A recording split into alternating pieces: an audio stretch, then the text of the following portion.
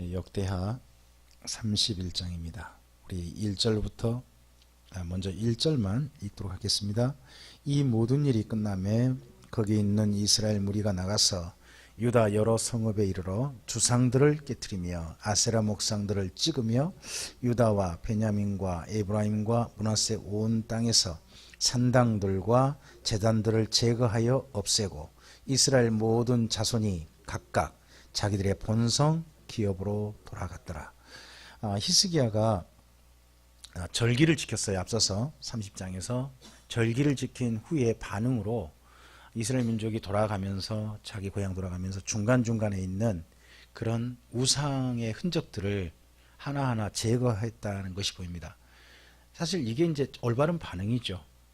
그러고 보면 이런 게 있는 것 같습니다. 우리도 하나님 앞에 예배를 드렸다면 예배 드린 자다운 뭐가 있어야 되겠습니까? 반응이 있어야 되겠죠. 이런 말씀이 혹시 기억나실지 모르겠습니다. 창세기에 보면 예배에 실패한 첫 번째 사람이 나오죠. 가인. 그렇죠? 근데 그 가인에게 하나님께서 지적하셨습니다. 네가 선을 행했다면 어찌 얼굴을 들지 못하겠느냐. 그러니까 너의 예배가 받아들여지지 않는 것은 먼저는 예배 드리기 전에 너에게 아름다운 선을 행한 삶이 없었기 때문이다 하는 하나님의 지적이 하나 있으셨고요. 그러면서 이런 말씀하시죠. 지금 너의 안에 가인에게 하신 말씀이 죄의 소원이 있다. 너는 그 죄의 소원을 다스리라 그럽니다. 이제 우리가 좀 이렇게 생각해 볼 수 있습니다. 예배에 실패한 가인에게 무슨 소원이 여전히 남아 있는 겁니까? 뿐만 아니라 그 다음에 그의 삶이 어디로 갑니까? 죄를 짓는 대로 가버리고 맙니다. 오늘 여기하고 비교된다는 겁니다. 앞서서 30장에 있었던 그 히스기야와 함께 했던 사람들의 반응은 31장 1절로 나타났습니다. 그렇죠?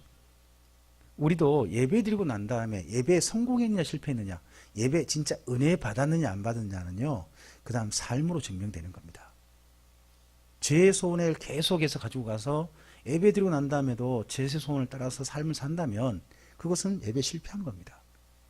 그러나 하나님의 선하신 뜻 가운데서 진정한 예배는 이렇게 뭔가 달라진 것이 있다는 겁니다. 이런 것도 우리가 좀 기억해야 될 것 같습니다.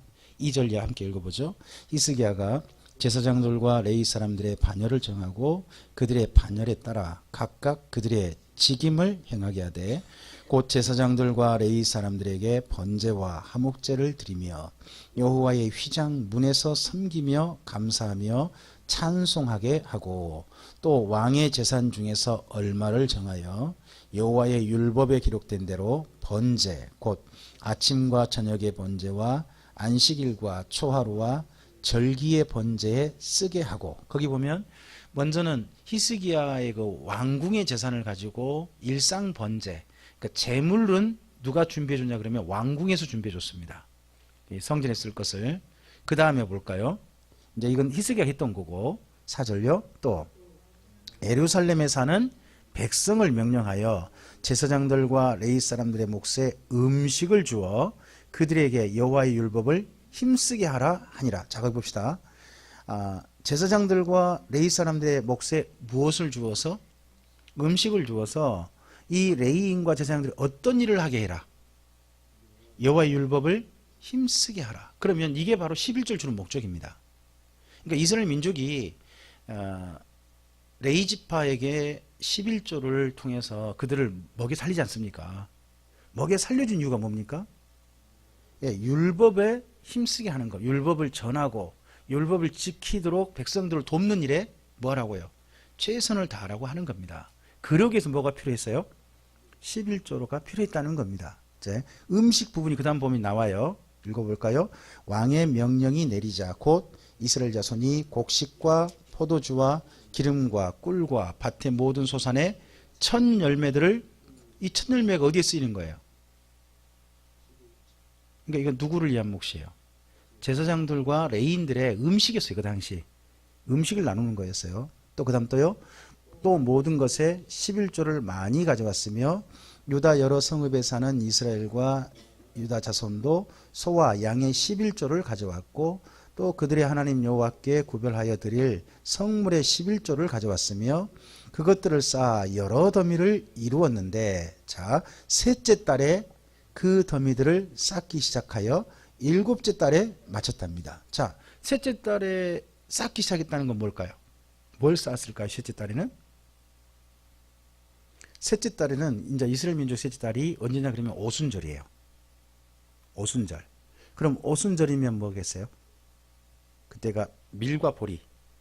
그래서 맥주 감사절 우리 흔히 하잖아요. 그러니까 그때 정도에 가져온 11조는 곡식의 11조였죠. 그리고 7월은 우리로 말하면 10월이거든요. 10월이고 이때가 초막절 정도예요. 그때는 수장절이라 그러기도 하죠. 그때 가져올 건 뭐겠어요? 올리브하고 뭐 포도즙 이런 것들을 가져왔죠. 그래서 그러니까 자기들이 일상생활 먹거리예요. 그죠? 1년 먹거리인데 그런 것들을 그중에 10분의 1을 떼서 누구를 위한 먹거리 몫으로 제사장과 레위지파 먹거리로 가져온 거예요. 자, 이 가져왔는데 그 다음 좀 더 봅시다. 18절입니다. 히스기야와 방백들이 와서 쌓은 더미들을 보고 여호와를 송축하고 그의 백성 이스라엘 위하여 축복하니라.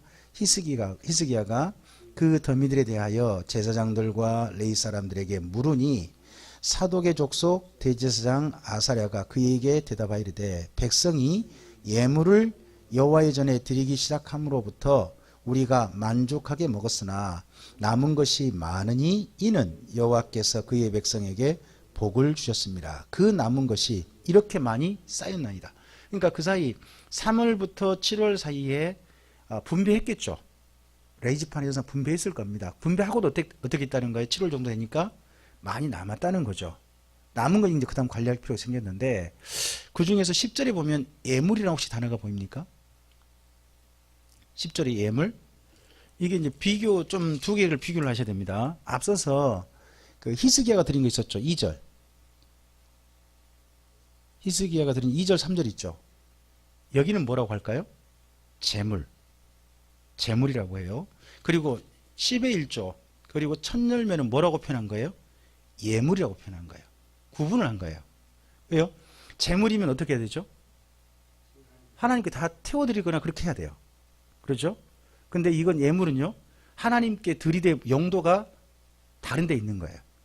이제 그렇게 쓰인 겁니다. 그 중에서 11조는 예물로 들어가는 겁니다. 어떤 분들은 11조를 구약 성경에서 자꾸 재물 그렇게 이야기하시는데 11조는 재물 아닙니다. 11조는 예물이었고 특별 목적 헌금이었습니다. 하나님께 드려지되 용도가 분명하죠. 여기 보니까. 그렇죠? 자, 그 다음 좀 더 좀 가보겠습니다. 우리 11절입니다. 그때에 히스기야가 명령하여 여호와의 전 안에 방들을 준비하라 하므로 그렇게 준비하고 성심으로 그 예물과 11조와 구별한 물건들을 갖다 두고 레위 사람 고나냐가 그 일의 책임자가 되고 그의 아우 시므이는 부책임자가 되며 여히엘과 아사시야와 나핫과 아사헬과 여리목과 요사박과 엘리엘과 이스마갸와 마핫과 분하야는 고나냐와 그의 아우 시므이의 수하에서 보살피는 자가 되니 이는 히스기야 왕과 하나님의 전을 관리하는 아사랴가 명령한 바임이옵니다.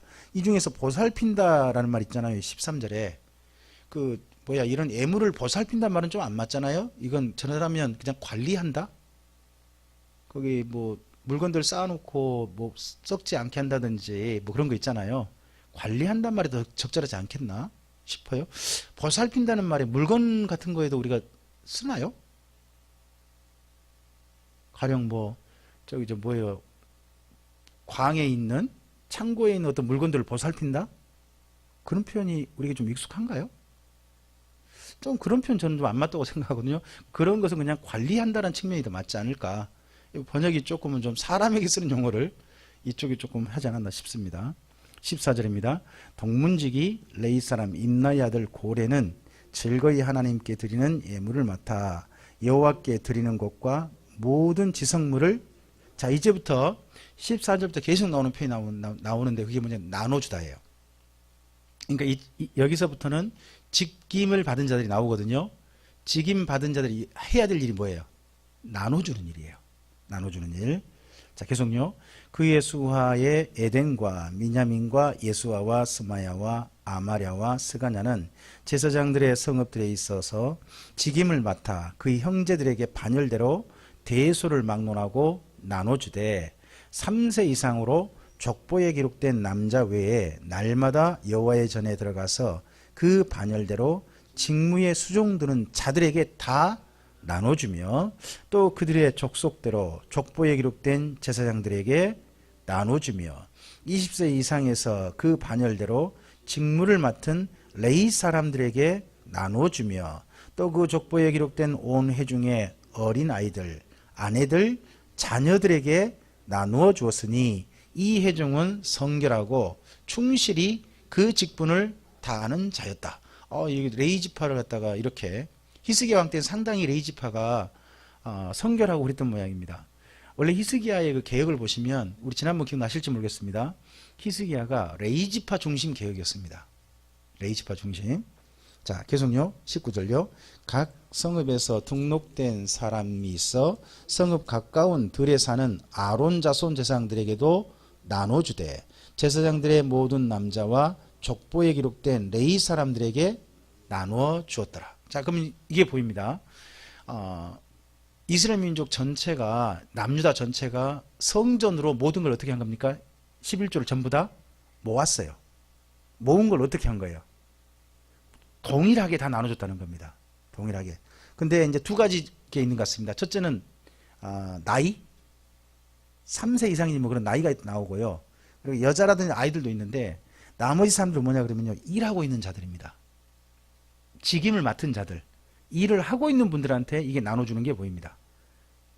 그러니까 레위 지파 사람은 일할 나이가 되면 반드시 뭘 해야 된다? 뭔가 기도 일을 맡아서 하는 사람이어야 된다. 그래서 일에 대한 뭐예요? 대가예요. 그러니까 레위 지파니까 준다는 게 아니라는 겁니다. 적어도 레위 지파 한 가족으로서 어떤 사람이 있어야 돼요? 직임을 맡아 일하는 사람이 있는 집에게 그 가족의 수를 생각하고 해서 나눠줬다는 겁니다. 자, 20절입니다. 히스기야가 온 유다에 이같이 행하되 그의 하나님 여호와 보시기에 선과 정의와 진실함으로 행하였으니 그가 행하는 모든 일 곧 하나님의 전에 수종두는 일에나 율법에나 계명에나 그의 하나님을 찾고 한 마음으로 행하여 형통하였더랍니다. 자, 히스기야의 이런 그 개혁은 성전 중심 개혁이었고 레위 지파 중심 개혁이었습니다. 근데 이게 한계가 있습니다. 일단은 제가 이제 읽어본 바에 의해서요, 열왕기서하고 역대기에서요, 평가가 가장 상반되는 왕이 누구냐 그러면 히스기야입니다. 열왕기 하서에서는요, 히스기야에 대한 평가 사실 안 좋습니다. 안 좋아요. 그런데 역대 하서에서는 히스기야에 대한 평가를 완전 좋은 쪽으로만 이야기를 담고 있습니다. 좋은 쪽으로만. 이제 이것이 왜 이유가 있을 것인가를 좀 이해를 해 보셔야 됩니다. 자, 히스기야의 계획이 여기 지금 계속 보셨습니다. 어느 지파 중심 계획이에요? 레위 지파 중심. 그리고 어디에서 주로 일이냐? 성전에서 일이에요. 성전에서 일. 자, 이 성전 중심, 레위 지파 중심 공동체가 누굴까요? 그들이 바로 바벨론 포로 귀환 공동체예요. 그러면 바벨론 포로 귀환 공동체에서 가장 중요한 역할을 해줘야 할 지파가 어느 지파겠어요? 레위 지파고, 그러면 레위 지파가 일을 하려면 뭐가 필요해요? 먹을 거, 11조. 이거를 이해하셔야 나중에 어디가 보이냐 그러면 말라기가 보인단 말이에요. 그러니까 말라기에서 11조를 사람들은 왜 안 하냐라고 묻는 건 뭐냐 그러면 11조를 안 하니까 레위 지파가 어떻게 해야 돼요? 맞아요. 목회를 하는 게 아니라 가족은 먹여 살려 일을 해버린 거예요. 그러면 그렇게 하다 보니까 점점 백성들은 어떻게 돼요? 교회 와서 소위 말해서 제사는 드려. 성전에 와서 성전은 제사는 드리는데 하나님은 점점 의식만 남고 하나님을 배우는 게 없어져 버렸어요. 그렇게 돼가 버리거든요. 그러면 답이 없게 돼요. 의식만 남은 기독교는 기독교가 아니에요. 하나님 말씀을 제대로 배워서 하나님을 알아가는 기독교가 바른 기독교거든요. 근데 그게 11조에 있었다는 거죠. 이스라엘 민족은 11조에.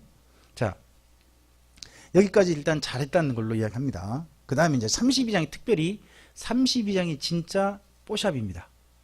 32장이 좀 읽어보죠. 이 모든 충성된 일을 한 후에 아수르 왕 사네립이 유다에 들어와서 견고한 성읍들을 향하여 진을 치고 쳐서 점령하고자 한지라. 이때가요 히스기야 왕 8년인가 밖에 안 됩니다. 그럼 히스기야 왕이 잘했다는 시간이 몇 년인 거예요? 한 8년. 그분이 25년인가 다스리거든요. 26년인가 27년인가 그렇게 되거든요. 근데 이분이 진짜 앞서서 그러면 조금 초기는 잘했다는 겁니다. 초기는 좀 잘했는데, 그럼 형통이 있다는 건 우리는 여기 앞서서 그 31절 끝에 형통이 있다 그러면 언제까지 형통했다는 걸로 좀 생각이 듭니까? 그게 아니라는 겁니다.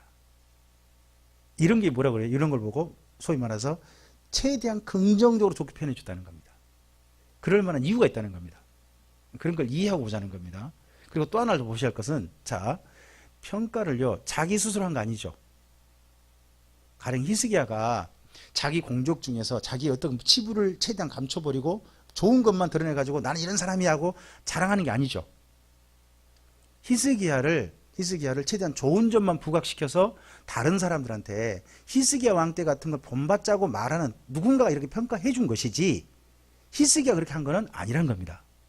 그렇죠?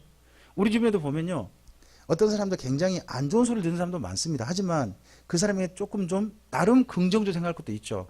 가령 이번에 홍카콜라 벌써 오늘 그 댓글 1위가 올라왔어요. 그분이 그 유튜브 방송 열어가지고 벌써 4만 명 넘었대요. 구독자가 순식간에. 아마 그쪽 분들 싹 그쪽 몰리는가 봐요. 다 몰려서 구독 다 신청하고 그런가 봐요. 그렇게 되면 그 유튜브에서 굉장한 뭐 지분 같은 거 있거든요. 다 이거 그렇게 됩니다. 왜 그쪽으로 몰리겠어요? 그분 나름의 영향력이 있다는 거죠. 아무리 싫은 소리 듣건 어쨌든 간에 그분의 영향력이 있으면 그렇게 또 모이는 거 아니겠습니까? 그러니까 어떤 사람들 보면 좋게 보려면 좋게 볼 수 있는 측면이 있다는 겁니다. 그렇죠? 그런 것처럼 히스기야도요, 여기 지금 역대 상하서를 쓰신 분한테는 어느 쪽으로? 좋은 쪽으로 봐야 되는 뭔가 이유가 있다는 겁니다. 그걸 우리가 좀 이해하고 사람 봐야 한다는 겁니다. 대신에 32장은 사실은 좀 심한 뽀샵이라는 겁니다. 자, 이 모든 충성된 일을 한 후에 아수르 왕 사느립이 유다에 들어와서 견고한 성읍들을 향하여 진을 치고 쳐서 점령하고자 한지라 했는데, 이게 이사야서 1장 가면요, 이사야서 1장이라든지 열왕기하 18장 같은 데 가보면 이스라엘 땅이 전부 다 점령당해 버렸습니다. 그리고 어디만 남았느냐? 예루살렘 하나 남아요. 그러면 유다 땅이 어떻게 되겠어요? 완전 쑥밭되고 폐가 돼버린 겁니다. 근데 그 폐가 된 얘기는 싹 뺍니다. 거기를 부각시켜서 이야기하는 데 어디냐 그러면 이사야서 1장입니다. 그때 나라꼴이 뭐가 되었다? 만약에 예루살렘 하나 안 남겨놨더라면 이거 소돔과 고모라 같은 나라 같은 상태다. 그 정도 평가했던 분이 이사야였습니다. 근데 여기는 그 말을 싹 빼요. 대신에 예루살렘을 견고하게 했던 이야기만 부각시킵니다. 자, 그 다음 읽어볼까요? 2절입니다. 히스기야가 사네립이 예루살렘을 치러 온 것을 보고 그의 방백들과 용사들과 더불어 의논하고 성 밖의 모든 물군원을 막고자 하매 그들이 돕더라. 이에 백성이 많이 모여 모든 물군원과 땅으로 흘러가는 시내를 막고 이르되 어찌 아수르 왕들이 와서 많은 물을 얻게 하리요 하고 히스기야가 힘을 내어 무너진 모든 성벽을 보수하되 망대까지 높이 쌓고 또 외성을 쌓고 다윗성의 밀로를 견고하게 하고 무기와 방패를 많이 만들고 군대 지휘관들을 세워 백성을 거느리게 하고 성문 광장에서 자기 앞에 무리를 모으고 말로 위로하여 이르되 너희는 마음을 강하게 하며 담대히 하고 아수르 왕과 그를 따르는 온 무리로 말미암아 두려워하지 말며 놀라지 말라. 우리와 함께 하시는 이가 그와 함께하는 자보다 크니 그와 함께하는 자는 육신의 팔이요 우리와 함께 하시는 이는 우리 하나님 여호와시라. 반드시 우리를 도우시고 우리를 대신하여 싸우시리라 하며 백성이 유다왕 히스기야의 말로 말미암아 안심하니라 합니다. 자, 이 사건에서요, 지금 어디는 방비시켰냐 그러면 예루살렘 방비시킨 게 나옵니다. 예루살렘 또 누구도 준비했으면 군대도 보강하는 게 나오고 성벽도 보강했습니다. 이걸 바벨론 포로 기한 공동체에 한번 한 사람하고 떠올려 보시죠. 예루살렘 성벽을 다시 쌓고 군대를 배치하고 해서 예루살렘 성의 수비를 견고하게 만들었던 사람, 느헤미야. 이게 느헤미야를 연상시킵니다. 지금 밖에서, 그러면 느헤미야 때 밖에 누가 있죠? 여기는 지금 아수르잖아요. 느헤미야 때는요, 밖에 사마리아 군대. 상황이 똑같습니다. 그러니까 글을 읽어보면서 뭔가 글은요, 반드시 의도가 이런 게 있습니다. 글 쓴 분의 의도. 우리가 그런 것들을 파악하고 읽어야 됩니다. 단순히 그냥 소위 말해서 성경이라는 내용이 우리가 은혜 받고자 한다는 거다. 물론 그렇습니다. 근데 하나님 감동이 있으시니까. 그러나 맨 처음 쓰신 분에게는 또 다른 의도란 게 있다는 겁니다. 그것까지 읽어야 왜 글을 이렇게 썼는가 이해되는 겁니다. 자, 한 가지 이해하겠습니다. 거기 8절까지 내용 속에서요, 뭘 하나 뺐습니다. 뭘 뺐냐 그러면요, 은 10톤하고 금 1톤을 사내리 바치라고 했어요. 보냈거든요. 심지어 성전에 있는 금까지 동원해서 보냈어요. 그 내용이 앞서 사실 여기 8절 안에 있어요. 앞서 다른 성 읽어보면. 근데 그 내용을 쏙 빼요. 방비가 문제가 아니라 저쪽에 진짜 하나님을 믿는 사람이었다면 성전의 금까지 탈탈 털어 내보냈을까요? 그러니까 여기서 글을 이렇게 할 때는 뭔가 다른데 좋은 면을 부각시켜서 다르게 말하고 싶은 의도가 있다. 사실들을 정확히 파악해 보면 보인다는 겁니다. 이런 것도 글을 읽을 땐 양쪽 다 볼 수 있어야 된다 하는 걸 좀 말씀을 드리고 싶고요. 그 다음 좀 더 볼게요. 자, 그 후에 아수르 왕 사네립이 그의 온 군대를 거느리고 라기스를 치며 그의 신하들을 예루살렘에 보내어 유다 왕 히스기야와 예루살렘에 있는 유다 무리에게 말하여 이르기를, 아수르 왕 사네립이 이같이 말하노라. 너희가 예루살렘에 에워싸여 있으면서 무엇을 우려하느냐? 히스기야가 너희를 깨어 이르기를, 우리 하나님 여호와께서 우리를 아수르 왕의 손에서 건져내시리라 하거니와 이 어찌 너희의 주림과 목마름으로 죽게 함이 아니냐? 이 히스기야가 여호와의 산당들과 제단들을 제거하여 버리고 유다와 예루살렘에 명령하여 이르기를, 너희는 다만 한 제단 앞에서 예배하고 그 위에 분향하라 하지 아니하냐. 이거 보면 히스기야 이쪽 했던 일들을 싹 누군가 보고한 것 같아요. 지금요, 아수르 왕한테. 그죠? 이 앞서까지 했던 일 다 지금 알고 있잖아요. 자, 계속요. 나와 내 조상들이 이방 모든 백성에게 행한 것을 너희가 알지 못하느냐? 모든 나라의 신들이 능히 그들의 땅을 내 손에서 건져낼 수 있었느냐? 내 조상들이 진멸한 모든 나라의 그 모든 신들 중에 누가 능히 그의 백성을 내 손에서 건져내었기에 너희 하나님이 능히 너희를 내 손에서, 이거 하나님까지 능멸해야 되죠. 그러니까 여지껏 전쟁이 이겼거든요. 이 작은 나라 유다 너희는 너희를 지킨다는 신은 너희를 보호하지 못한다. 우리 신이 훨씬 강하다. 과거로 말하면 신들의 전쟁이죠.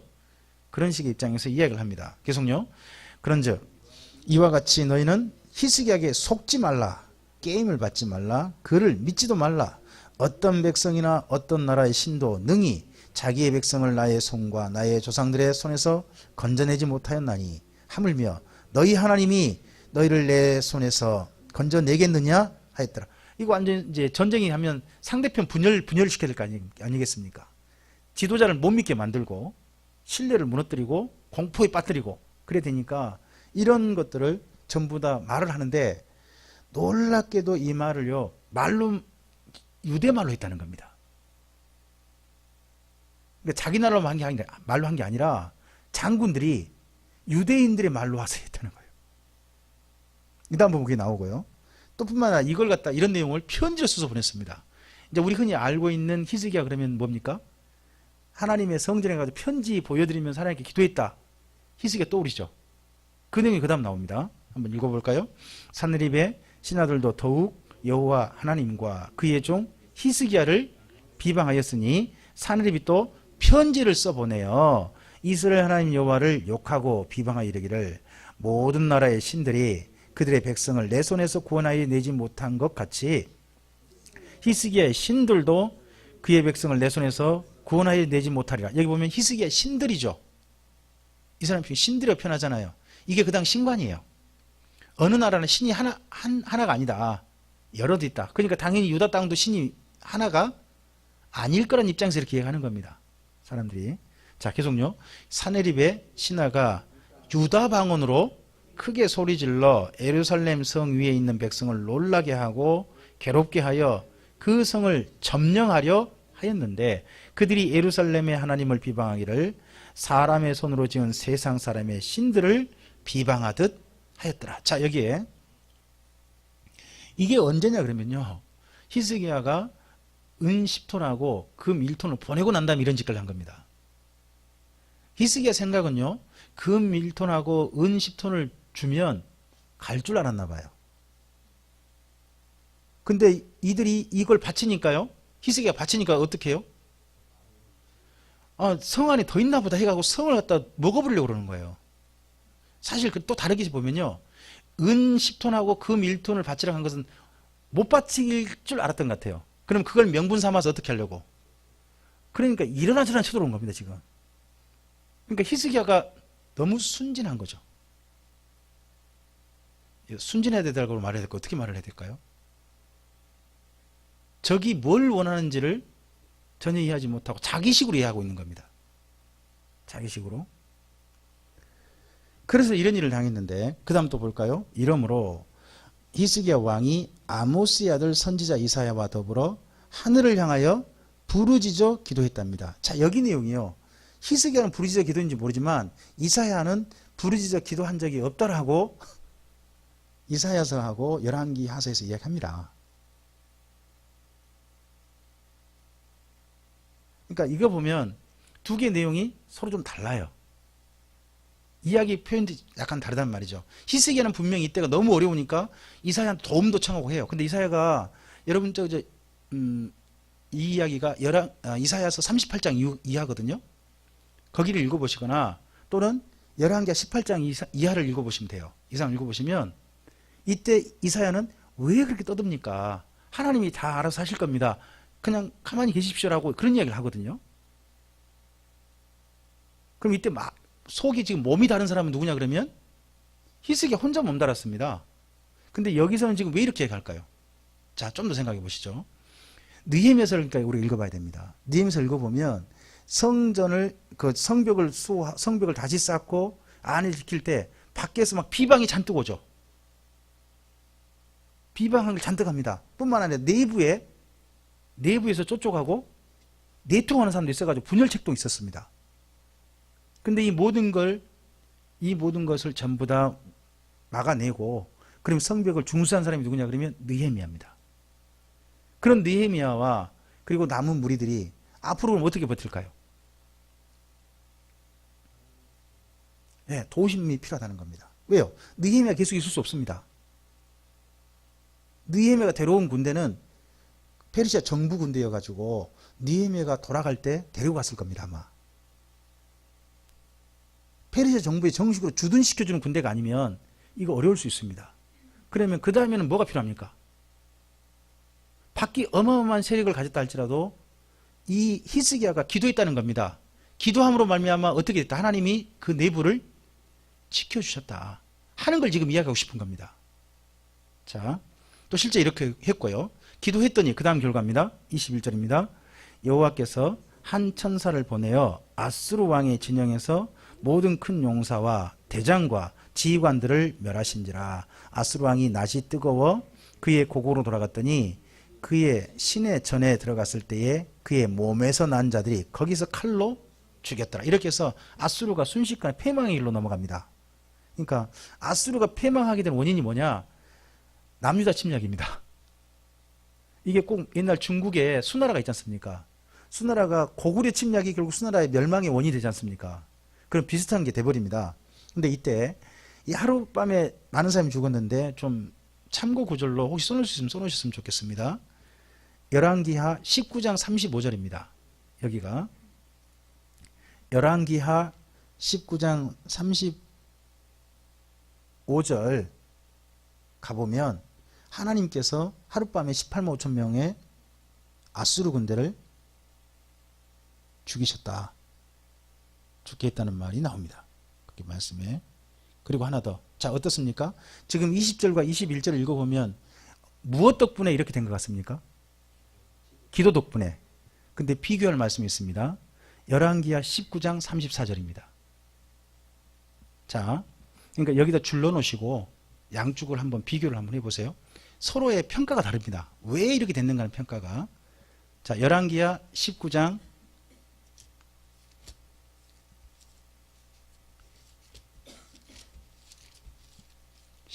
34절 보세요.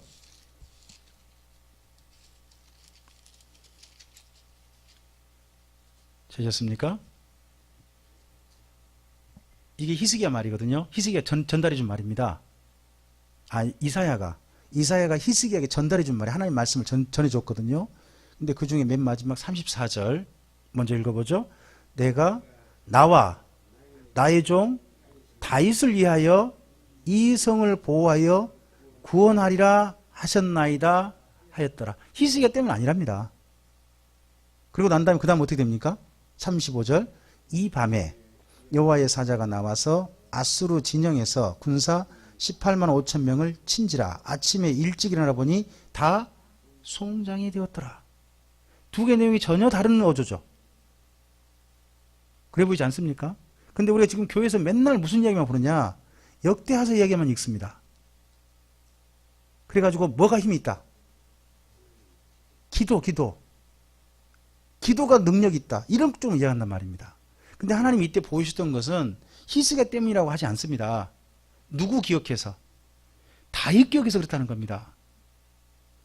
양쪽의 어조가 다르다 하는 이유를 좀 생각하시고 보시라는 겁니다. 자, 역대하서는 그만큼 힘이 없어요. 지금 예루살렘 공동체가. 이 역대하서를 읽는 분들은. 그럼 그분들이 지금 가지고 있는 힘은 뭐밖에 없어요? 군대가 없어요. 누구를 의지하는 것밖에? 하나님을 의지하는 것밖에. 그러다 보니까 히스기야의 기도가 이런 일을 가져왔다 하는 어조로 이야기하고 있는 겁니다. 또 물론 히스기야의 기도도 있다라고 이해를 해야죠. 그러나 하나님께서 본래 말씀할 때 보면 히스기야 기도라기보다는 다윗왕 생각해서 그러셨다는 겁니다. 자, 다시 돌아가 봅시다. 우리 역대하 32장 22절입니다. 이와 같이 여호와께서 히스기야와 예루살렘 주민을 아수르 왕 사느립의 손과 모든 적국의 손에서 구원하여 내사 사면으로 보호하심에 여러 사람이 예물을 가지고 예루살렘에 와서 여호와께 드리고요. 또 보물을 유다 왕 히스기야에게 드린지라. 이후부터 히스기야가 모든 나라의 눈에 존귀하게 되었더라. 모든 나라의 눈에 존귀하게 된 이유는 뭐예요? 세상 그 강대국, 그렇죠, 아수르를 이겼다는 거죠. 그 당시 아수르를 해보는 나라 아무도 없었습니다. 근데 아수르 군대가 세상에 하룻밤에 몰살을 당했어요. 이렇게 시켰던, 이렇게 대승리를 거둔 왕이 누구예요? 히스기야 아닙니까? 근데 이때가 23절 이때가 뭐냐? 기회예요, 기회. 자, 이 여러 사람이랑 여러 나라 사신들입니다. 사신들이 와서 예물을 누구한테 먼저 드려요? 아니죠. 여호와께 드리잖아요. 또 누구한테도. 자, 그러면 이때 누구의 이름이 높여질 때입니까? 무엇을 기억해야 됩니까? 어디 말씀? 출애굽기 19장 5절 6절을 기억한단 말입니다. 이스라엘 민족을 가나안 땅에 심으신 이유가 뭐예요? 하나님께서. 그렇죠? 하나님의 소유가 되어주고 제사장 나라에도 거룩한 백성이 되는 거란 말이에요. 그럼 이때 히스기야가 이때 역할을 잘해야 하는 거예요. 이때 모든 나라에게 내 힘으로 된 거 아니다. 이거 누가 하신 것이다. 우리는 군대도 힘도 없었다. 근데 하룻밤에 하나님이 그냥 18만 죽여버렸다 그냥. 그러니까 누가 능력이 있으신 것이다. 아수르의 신은 아무것도 아니고 누가 진짜 힘이 있으시다. 근데 그런 말을 했냐는 겁니다. 이 다음에 이제. 자, 그 다음 읽어볼까요? 그때에 히스기야가 병들어 죽게 되었으므로 여호와께 기도하며 여호와께서 그에게 대답하시고 또 이적을 보이셨으나 히스기야가 마음이 교만하여 그 받은 은혜를 보답하지 아니하므로 진노가 그와 유다와 예루살렘에 히스기야가 마음의 교만함을 뉘우치고 예루살렘 주민들도 그와 같이 하였으므로 여호와의 진노가 히스기야 생전에는 그들에게 이 교만이 뭐냐는 거야. 이 교만. 이 사람의 교만이라는 게 뭐냐. 조금 좀 상당히 좀 말아먹지 못하긴 했어요. 근데 그 다음을 읽어보면 진작에 볼 수 있어요. 좀 더 읽어볼게요. 히스기야가 부와 영광이, 왜 부와 영광이 지극해요? 여러 나라에서 지금 히스기야한테 잔뜩 가져온 거예요. 지금요. 덕분에 지금 부자가 된 거예요. 자기가 한 건 아무것도 없어요. 진짜. 자, 계속요. 이에 은금과 보석과 향품과 방패와 온갖 보배로운 그릇들을 위하여 세상에 창고를 따로서 만들 정도였어요. 얼마나 애물을 많이 가졌던지. 쉽게 말하면 뭐요, 그 금고 하나 만들어, 금고가 하나 부족하니까 다른 금고 또 돈 금고를 금고도 하나 더 만들고 그런 식이죠 지금. 계속요. 곡식과 새 포도주와 기름의 산물을 위하여 창고를 세우면, 그럼 다른 나라에서 뭐 가져온 예물 중에 뭐도 있는 거죠? 뭐 이런 수많은 좋은 곡물들, 1등품 농산물 이런 것도 가져온 거죠. 계속요. 또 온갖 짐승의 외양간을 세우며 양떼 우리를 갖추며 양떼와 많은 소떼를 위하여 성읍들을 세웠으니 이는 하나님이 그에게 재산을 심히 많이, 진짜 하나님이 주신 거죠. 자기가 전쟁 이긴 거 아니잖아요. 하나님께서 이기게 하시고 주변 나라에 준 거 아니에요. 전부 다. 이렇게 됐습니다. 계속요. 이 히스기야가 또 기혼의 윗샘문을 막아 그 아래로부터 다윗성 서쪽으로 곱게 끌어들였으니 히스기야가 그의 모든 일에 형통하였더라. 우리 이런 것만 봐요 이제. 근데 그 다음 안 읽어요. 그러나 이 부분은 목사님들이 대부분 안 읽고 이런 설교 안 합니다. 그 다음을, 여기가 중요하거든요. 교만과 연결된 겁니다. 읽어보시죠. 그러나 방백들이 히스기야에게 사신을 보내어 그 땅에서 나타난 이적을 물을 때에 하나님이 히스기야를 떠나시고 그의 심중에 있는 것을 다 알고자 하사, 이 이적이 이 땅에 도대체 아수를 어떤 힘으로 이겼어 하고 물었단 말이에요. 바벨론에서 와가지고. 그랬을 때 히스기야 답변이 앞서서 25절과 연결된단 말이에요. 히스기야가 뭐라고 했다는 거죠? 세상에 하나님께 모든 게 있다고 하지 않고 자기가 이겼다는 식으로 이야기했다는 거 아닙니까 지금?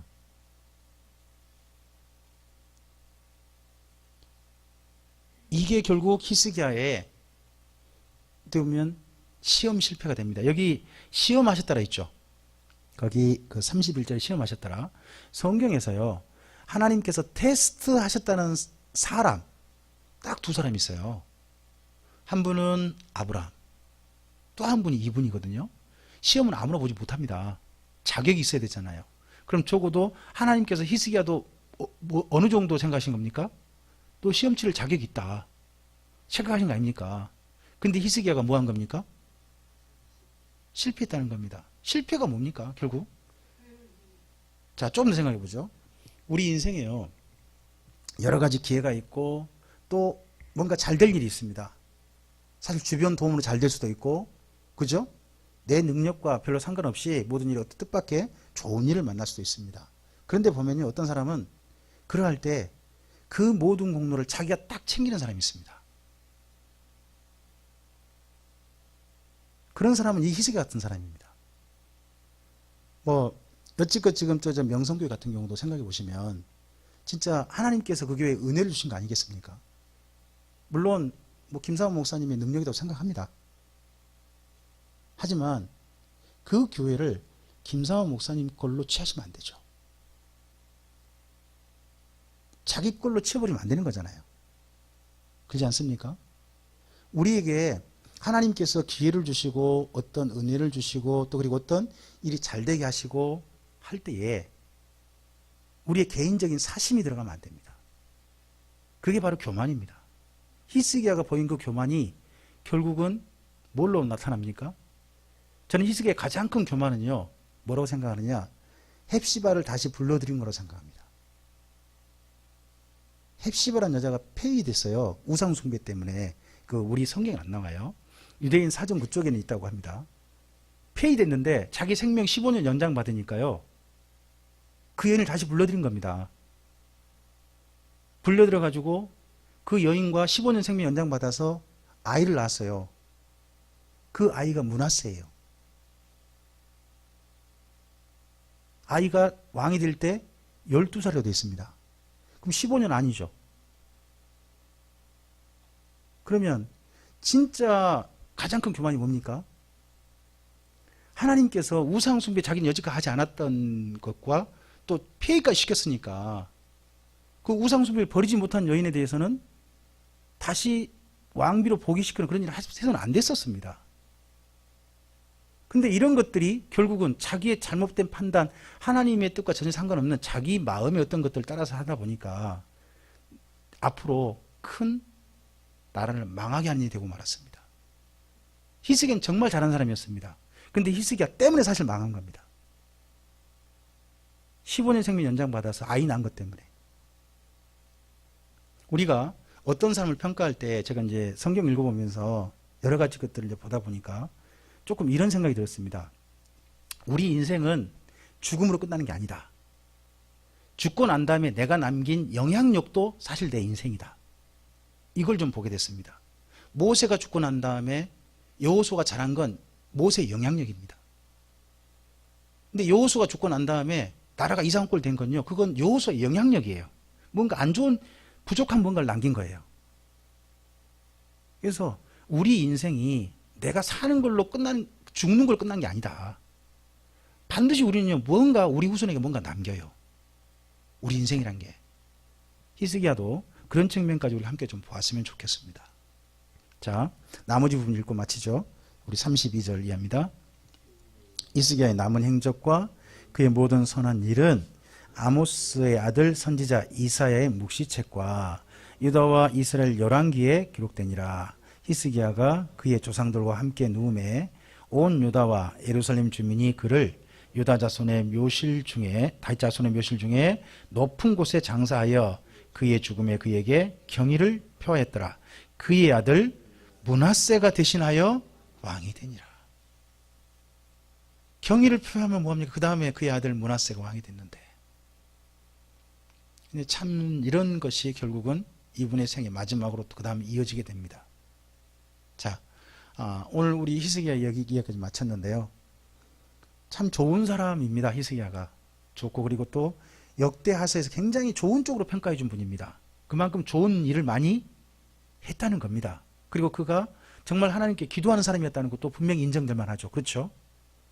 그런데 그러한 속에서도 최대한 긍정적으로 평가했음에도 불구하고 그의 인생 맨 끝에 남겨진 마지막 이야기는 뭐냐? 그의 아들 므낫세가 왕이 됐다는 겁니다.